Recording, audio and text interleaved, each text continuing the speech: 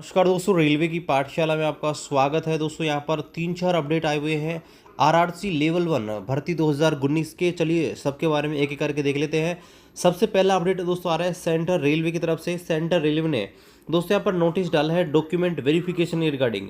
उन्होंने दोस्तों बोला है कि हमने डॉक्यूमेंट वेरिफिकेशन जो है यहाँ पर करवाया था बहुत सारे कैंडिडेट का, और यहाँ पर आप देखेंगे document verification of following 311 non PWD है 292, और पीडब्ल्यू ने आपके 19 कैंडिडेट हेल्ड फ्रॉम 16/2/2023 से 11/3/2023 तक हमने आरआरसी वडी बंडर एंड डिवीजन आपके जो हैं यहाँ पर दोस्तों इनके डीवी हुए। और यहाँ पर दोस्तों whose case were kept pending are advise to attend railway recruitment cell with original documents. और यहाँ पे दोस्तों बोल रहा है बहुत सारे कैंडिडेट जो हैं उनके डॉक्यूमेंट्स यहाँ पर दोस्तों पेंडिंग है। तो यहाँ पर दोस्तों सभी ओरिजिनल डॉक्यूमेंट जो है यहाँ पर 30/3/2023 से 3/4/2023 तक जमा करवाए। अदरवाइज यहाँ पर दोस्तों बोल रखा है along with all other pending document not submitted on the earlier date of document verification is being communicated all the candidate through their registered email mention in the application form. यानी कि आपने जो ईमेल वगैरह दी थी वहाँ पे भी आपको इसकी सूचना यहाँ पर दे दी गई है। इन केस अगर कोई कैंडिडेट यहाँ पर अपने डॉक्यूमेंट यहाँ पर प्रोवाइड नहीं कर पाता है तो दोस्तों उनका कैंडिडेचर यहाँ पर कैंसिल कर दिया जाएगा। और यहाँ पर देखिए candidates found eligible will be directed medical examination. तो यहाँ पर जो भी छात्र अगर डीवी में सक्सेसफुल हो जाएंगे उनका मेडिकल यहाँ पर होगा, और 3 से 4 दिन इस प्रोसेस में लग सकते हैं। तो यहाँ पर अपनी तैयारी यहाँ पर करके आए। यहाँ पर देखिए आपको बता रखा है। और एक और नोटिस दोस्तों अलग से डाला है, वो मैं आपको दिखाना चाहूँगा। देखिए यह नोटिस भी दोस्तों सेंट्रल रेलवे की तरफ से आया है, और यहाँ पर इन्होंने बोला गया है कि भाई हमने जो डीवी और मेडिकल करवाया था 16/2/2023 से 11/3/2023 तक, उसमें दोस्तों 186 कैंडिडेट यहाँ पर एब्सेंट हो गए। और अभी मैंने आपको बताया था अभी कुछ के केस पेंडिंग थे, वो मैं आपको अभी पिछली स्लाइड में दिखाया था, वो अलग है। और 186 कैंडिडेट दोस्तों यहाँ पर एब्सेंट हो गए हैं। तो दोस्तों इन्हें एक अंतिम मौका दिया गया है 30/3/2023 तक, वो दोस्तों अपना डीवी मेडिकल करवा सकते हैं। यहाँ पर देखिए ये रोल नंबर्स उन कैंडिडेट का यहाँ पर डाला गया है। देखिए बड़ी संख्या में कैंडिडेट यहाँ पर एब्सेंट हुए हैं। और यहाँ पर देखिए बोल गया है आपको ये एड्रेस दिया गया है 30/3/2023 को दोस्तों सुबह 9 बजे आपको प्रेजेंट होना है। अगर दोस्तों यहाँ पर आप प्रेजेंट नहीं होते हैं 30/3/2023 को, तो दोस्तों आपको फर्दर कोई भी रिक्वेस्ट यहाँ पर नहीं लिया जाएगा। और देखिए जो जिनका भी दोस्तों यहाँ पर डीबी होगा उनका अगले दिन मेडिकल होगा, तो 2 से 3 दिन यहाँ पर आपके लग सकते हैं डीबी और मेडिकल में। तो आपको उस हिसाब से प्रिपेयर होकर दोस्तों आना है। और दोस्तों अगला अपडेट आ रहा है आरआरसी एससीआर की तरफ से। सिकंदराबाद के छात्र यहाँ पर परेशान हैं और वो रेलवे बोर्ड तक अपनी समस्याओं को दोस्तों यहाँ पर भेज रहे हैं।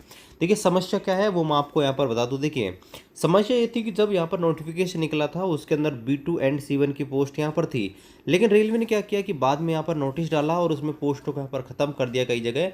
इस वजह से जो छात्र स्पेशली जो कलर ब्लाइंडनेस वाले कैंडिडेट थे वो दोस्तों कोई पोस्ट नहीं ले रहे हैं। देखिए मैं आपको बता दूं यहाँ पर देखिए पूरा इन छात्रों ने बोला गया है this is in reference to the RRC South Central Railway letter number ये।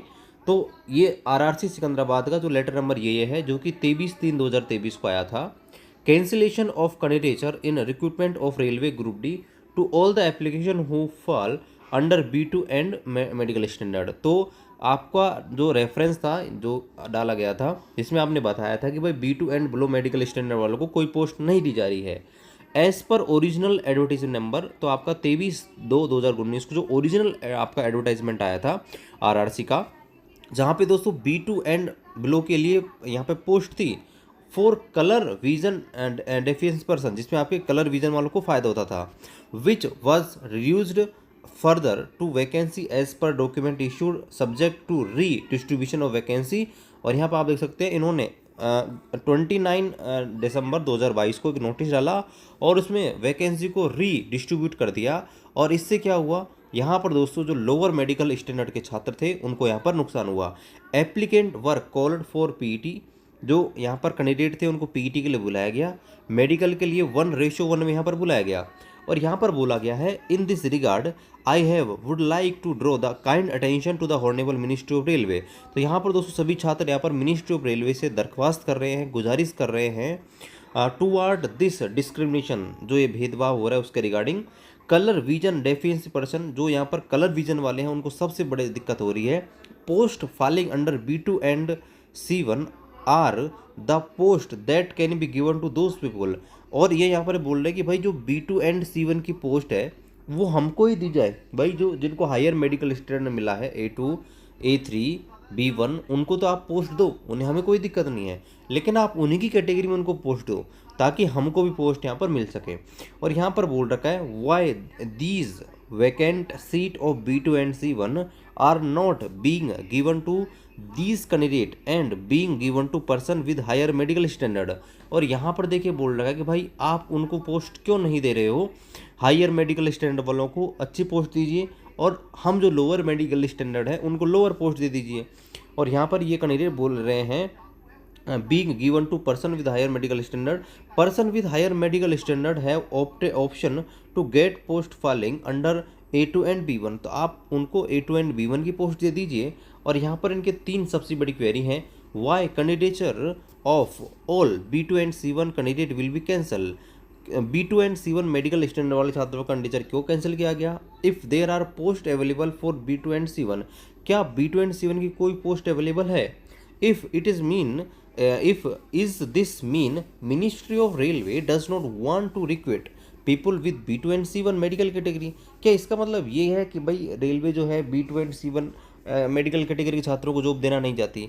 और अगर ऐसा है तो फिर उन्होंने एडवर्टाइजमेंट जब निकाला था तो उसमें ऐसा क्यों किया कि आपने शुरुआत में भर्ती निकाल दी और बाद में ऐसा किया। और यहाँ पर छात्रों का बोलना है कि सर हम जो भी छात्र हैं वो बहुत ही पुअर फाइनेंस बैकग्राउंड से आते हैं और जो कलर विजन की प्रॉब्लम है ये हमारी बचपन की है, मतलब आनुवंशिक बीमारी है। हमने पढ़ाई में हज़ारों रुपए खर्च किए हैं, घर से दूर रह के पढ़ाई करी है और जब ऐसी होता है हमारा कैंडिडेचर कैंसिल कर दिया जाता है तो हम बहुत डिमोटिव होते हैं। तो यहाँ पर जो छात्र हैं उनका यहाँ पर अनुरोध है मिनिस्ट्री ऑफ रेलवे से। यहाँ पर देखिए पहला रिक्वेस्ट ये है कि kindly fill B2 and C1 post with candidate of B2 and C1। तो यहाँ पर केवल B2 एंड C1 के कैंडिडेट हैं, उनसे केवल B2 एंड C1 की पोस्ट ही भरी जाए। These will give us justice, जिससे हमको जस्टिस मिलेगा। Please provide preference to selected colour blind person to the post wherever allotted. इसलिए हमें केवल हमारे मेडिकल स्टैंडर्ड के अनुसार ही पोस्ट दी जाए। Please do not discriminate colour vision deficient person. आप कलर विजन वाले जो कैंडिडेट हैं उनके साथ भेदभाव ना करें। Please make effort to give post all candidate who were called in 1:1। आप सभी कैंडिडेट को पोस्ट देने की कोशिश करें जिनको 1:1 में यहाँ पर बुलाया गया है डीबी के अंदर। देखिए यहाँ पर देखिए छात्रों की मांगे बिल्कुल सही हैं, लेकिन देखिए कुछ यहाँ पर चीज़ें होती हैं जो आपको समझनी पड़ेंगी और वो मैं आपको ये बता दूँ। देखिए रेलवे ने क्या, एक तो आपका पोस्ट प्रीफ्रेंस है वो इम्पोर्टेंट होता है, कोई पोस्ट अलॉट करते हैं। एक आपका होता है मेडिकल स्टैंडर्ड इम्पोर्टेंट होता है, एक आपकी रैंक है, ये आपके इम्पोर्टेंट होती है। अब जस्ट मैं आपको एक एग्जांपल के थ्रू यहाँ पर बता रहा हूँ कि भाई देखो A2 है, A3 है और A3 की देखो पोस्ट वैसे होती नहीं है लेकिन फिर भी लगा लेते हैं। एक B1 है, B2 है, C1 है और C2 है। इस प्रकार से C2 की तो खैर अपने पास थी नहीं। A2 की सपोज कीजिए कि इस जगह 500 और नेवर हम 500 वैकेंसी ले लेते हैं सभी पोस्टों की। 500 हमने ले लिया, इसकी 500 ले लिया, अब इसकी 500 ले लिया। अब भाई जो कैंडिडेट जिनका मेडिकल स्टैंडर्ड लो है ना उनको नुकसान ये है कि कोई छात्र जो है जैसे मान लीजिए कि भाई जो ये हायर मेडिकल स्टैंडर्ड वाले हैं ना तो इनको तो आप पोस्ट दे दीजिए, कोई दिक्कत नहीं है, लेकिन आप हमें ये जो नीचे वाले हैं ना इनको भी पोस्ट दीजिए। लेकिन दिक्कत क्या है, जैसे मान लीजिए कि भाई A2 मेडिकल स्टैंडर्ड का है और या A3 मेडिकल का है या B1 मेडिकल स्टैंडर्ड का है, लेकिन इसने पोस्ट प्रीफ्रेंस में मान लीजिए वर्कशॉप की पोस्ट डाल रखी है, इसके नंबर अच्छे हैं तो भी इसको इसके प्रीफ्रेंस के हिसाब से रेलवे ने वर्कशॉप दे दी। जिससे क्या हुआ, नुकसान उसको नहीं हुआ, नुकसान हो गया लोअर मेडिकल स्टैंडर्ड वाले छात्रों को। क्योंकि देखिए अगर उसे A2 में अगर A2 में ही कोई पोस्ट दे देते तो कोई दिक्कत नहीं होती। उसने क्या किया, C1 की पोस्ट दे दी। इस वजह से क्या हुआ कि भाई C1 की पोस्ट तो भर गई और इस प्रकार से लोअर मेडिकल स्टैंडर्ड की पोस्ट ऑलरेडी भर गई। इस वजह से लोअर मेडिकल स्टैंडर्ड के छात्र जो थे उनको यहाँ पर ये प्रॉब्लम हो रहा है। देखिए अब जो भी है, जो फैसला करेगी रेलवे यहाँ पर बोर्ड करती है, देखते हैं क्या फैसला करती हैं। बाकी देखिए आपकी क्या राय है आप कमेंट कर सकते हैं। बाकी मिलते हैं आपसे अगली वीडियो में, तब तक जय हिंद, वंदे मातरम।